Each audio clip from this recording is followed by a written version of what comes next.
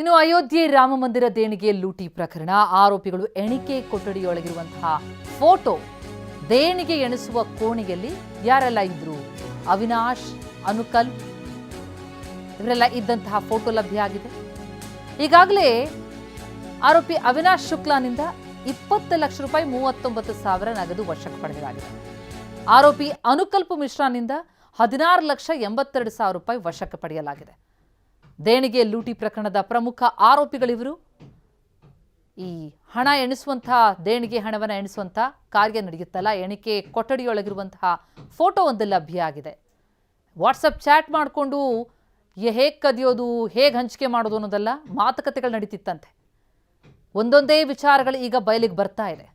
ಲಕ್ಷ ಲಕ್ಷ ಹಣವನ್ನು ಮನೆಯಲ್ಲಿ ಇಟ್ಕೊಂಡಿದ್ರು ಅಂದರೆ ಲೆಕ್ಕ ಹಾಕಿ ಎಷ್ಟು ಈ ವಂಚನೆ ಆಗಿರ್ಬೋದು, ಎಷ್ಟು ಹೊಡೆದಿರಬಹುದು ಅನ್ನೋದು.